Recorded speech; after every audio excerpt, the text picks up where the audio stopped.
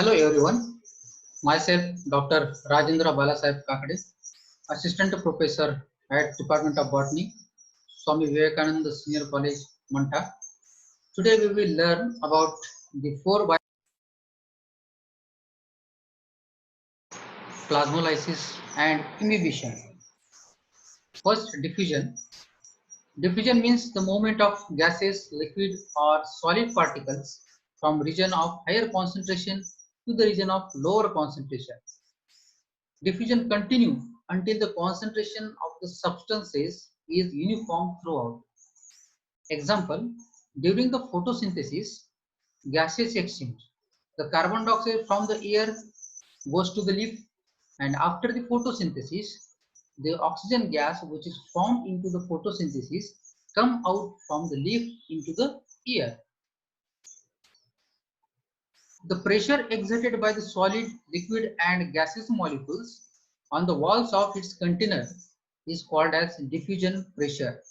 Shortly, it is written as dP, which is directly proportional to the concentration. Each liquid has a specific diffusion pressure. Pure water or solvent has the maximum diffusion pressure.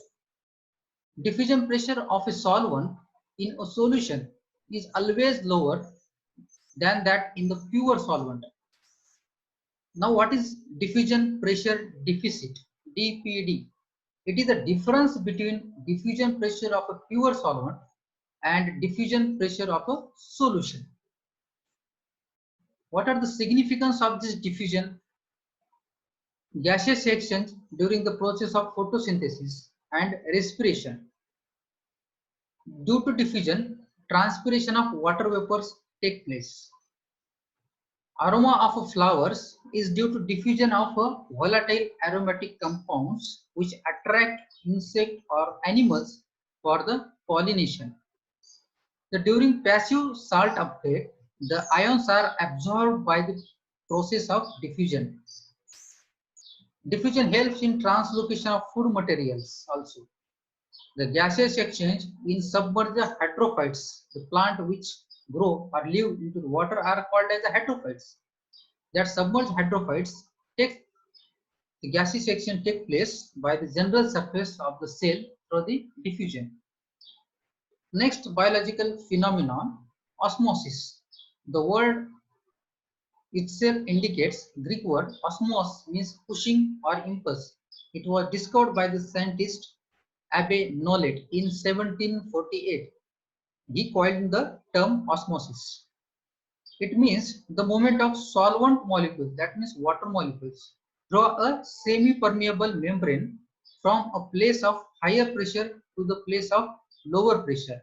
In another word, osmosis is the migration of solvent from a hypertonic solution to the hypotonic solution through the semi-permeable membrane to keep the concentration equal. Here in figure we can see the movement of the solvent molecule through the semi-permeable membrane. Now, what is osmotic pressure? It is a pressure which is developed in a solution due to presence of dissolved solute in the solution. That osmotic pressure is measured. The unit of osmotic pressure is atmosphere, and this osmotic pressure is directly proportional to the concentration of dissolved solute into the solution. More the concentration solution has a higher osmotic pressure. Osmotic pressure of a solution is always higher than its pure solvent.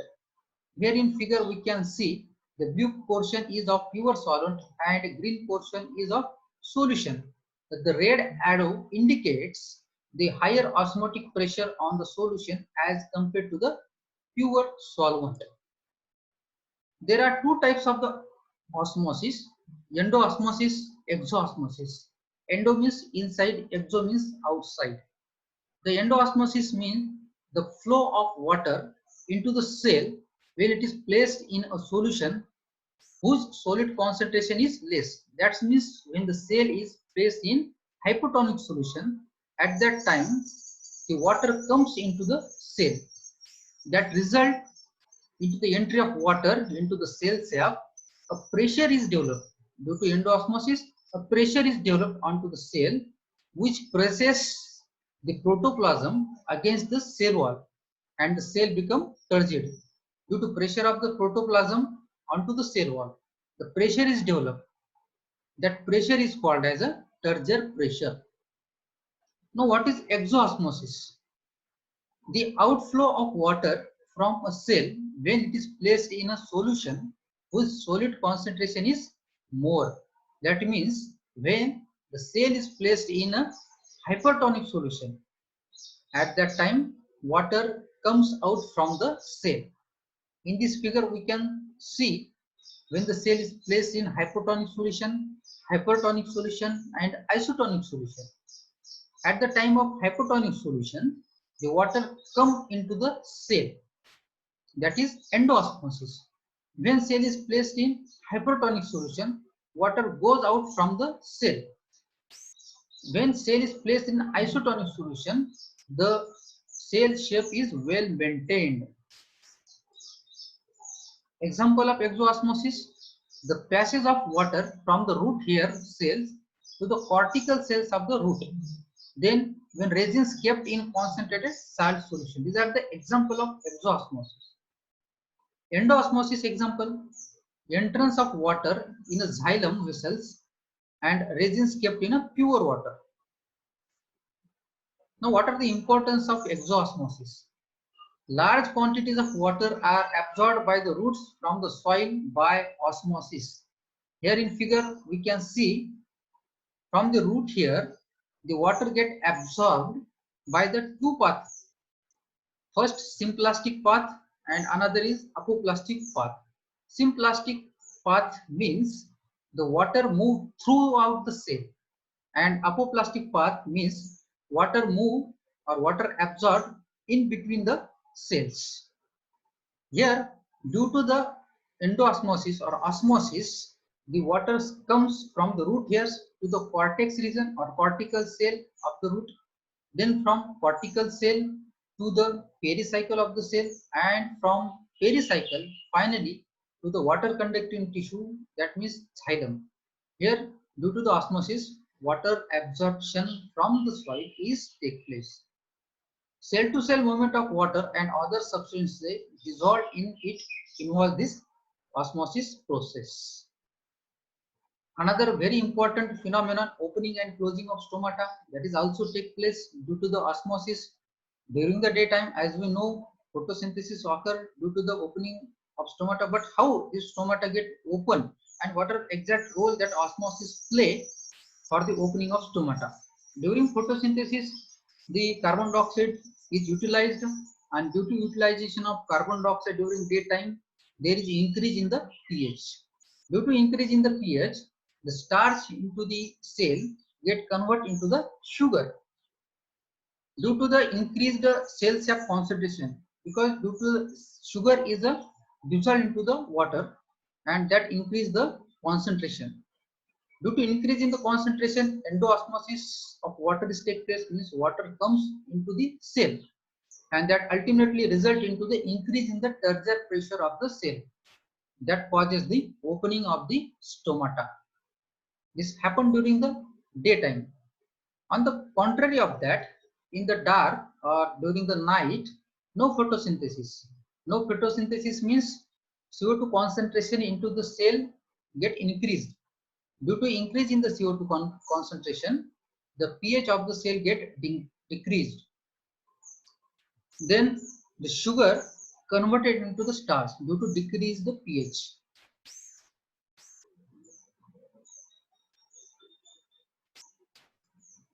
This decreased pH causes the conversion of sugar into the starch. The starch is insoluble into the water. That's why cell shaft concentration is decreased. That means water comes out from the cell. Exosmosis occurs. And due to exosmosis, turgor pressure get decreased and ultimately result into closing of the stomata. The another theory which explain the opening and closing of stomata, that is concentration of K plus ions into the guard cells. During the daytime, accumulation of K plus ions by the guard cell, that accumulation increases the solid concentration. That solid concentration causes decrease in the water potential. Due to water potential decrease, endoosmosis of water is happen, and due to this endoosmosis, the cell, that guard cell become turgid. Guard cells are the outer cells of the stomata. The turgidity of the guard cell get increased and ultimately stomata get open during the daytime. During the night time, the K plus ions get decreased, concentration of K plus ions get decreased. That ultimately causes the decrease in the solid concentration, increase in the water potential. Due to increase in the water potential, exosmosis get happen. Water comes out from the cell, that result into the decrease in the turgidity of the guard cell, and finally decrease in the turgidity of guard cell causes the stomata closing. Another important significance of the osmosis is, due to osmosis, the turgidity of the cells and hence the shape or form of their organ is maintained. This happened due to the osmosis. The resistance of a plant to the drought and frost increases with increase in the osmotic pressure of their cells. Turgidity of the cells of the young seedling allows them to come out of the soil. Now, what is the exact difference between the diffusion and osmosis? In diffusion, movement of the particles, molecules or ions from the region of their higher free energy to the region of lower free energy. While in osmosis, movement of solvent or water from the area of its higher free energy or chemical potential to the area of its lower free energy. Second difference between diffusion and osmosis: diffusion can occur in any type of medium, while osmosis occur only in liquid medium. Next difference is the diffusion molecules may be solids, liquids or gases, but osmosis involves only movement of solvent molecules. Diffusion does not require a semi-permeable membrane, but osmosis requires semi-permeable membrane. In diffusion, the equilibrium in the free energy of diffusion molecules is achieved at the end, but in osmosis, an equilibrium in the free energy of the solvent molecule is never achieved. Next, biological phenomena, that is plasmolysis. Name itself indicates lysis of the plasma membrane. Plasma membrane present inside the cell wall of the plant cell. In normal condition, the protoplasm is slightly pressed against the plant cell wall. If this plant cell or tissue is placed in a hypertonic solution, water comes out from the cell shaft into the water solution due to exosmosis. What happening here? When the plant cell is kept into the hypertonic solution, at that time exosmosis is occur and the protoplasm begin to contract from the cell wall. That means protoplasm start to detach from the cell wall. This point is called as incipient plasmolysis. Here in figure B, we can see the incipient plasmolysis. That means plasma membrane just started to detach from the cell wall. The cell or the tissue is said to be plasmolyzed. The cell in which plasmolysis is occurring, that cell or tissue is called as a plasmolyzed cell. Because of the permeable cell wall, space is between the cell wall and the plasma membrane in plasmolyzed cell is filled with the outer hypertonic solution. Here we can see the space between the plasma membrane and the cell wall is filled with the external hypertonic solution. Here external hypertonic solution comes into the gap which is created due to the plasmolysis. Here we can see the another example, green colored chloroplast. We can see here after the addition of the salt, the plasmolysis occur. The plasma membrane are completely detached from the cell wall. Here the figure we can see C and D cell. The plasma membrane is completely free from or detached from the cell wall. There are two conditions: hypertonic condition, isotonic condition, and hypotonic solution. When the cell is placed in hypertonic solution, water comes out from the cell and cell become plasmolized. While in isotonic solution, the cell become normal. While in hypotonic solution, cell become turgid because the water molecule come into the cell and cell become swollen or turgid. If a plasmolized cell or tissue is placed in water, the process of endoosmosis takes place. Suppose if we place the plasmolized cell into the water, at that time water come into the cells that plasmolize the cell. Due to this, the turgidity or the cell regain its original shape or normal shape. This phenomenon is called as deplasmolysis. Now, what are the advantages of plasmolysis? Plasmolysis indicates the semi-permeable nature of the plasma membrane. We can say if plasmolysis is happening, then the plasma membrane must be a semi-permeable. We can understand from this phenomenon the semi-permeable nature of the plasma membrane. This plasmolysis phenomenon is utilized in salting of meat and fishes, and addition of concentrated sugar solution to jams and jellies to stop or to check the growth of the fungi and bacteria which become plasmolized in concentrated solution. It is also used in determining the osmotic pressure of the cell shaft. Then imbibition, next important phenomenon. It is a process of adsorption of water by hydrophilic surfaces of a substance without forming a solution. No formation of solution in imbibition phenomenon. Here in figure we can see the dry seeds are added into the beaker containing the water. In the very next morning, these dry seeds absorb the water molecule and they become swollen seeds. In next figure we can see the seeds are swollen. Here the seeds are act as a imbibant. That means the water, the substances in which water come inside, that substances are called as a imbibant. And during the process of imbibition, imbibants increase in volume. Here we can, another figure we see the swollen seeds. The normal shape of the dry seeds are very small, but after the imbibition, the seeds become swollen. That means the volume of the imbibant get increased. The liquid which is imbibed is known as imbibate. Then what is imbibitional pressure? Imbibition of water increases the volume of the imbibant, due to which pressure is created. That pressure is known as imbibitional pressure. What are the role of imbibition in the plant life? This is the first step in the absorption of water by the roots and cells. Imbibition of water by cell walls help to keep the cell moist. Imbibition pressure is helpful in seed germination, growth of seedling through the soil, ascent of sap into the plant. What are the significance of imbibition?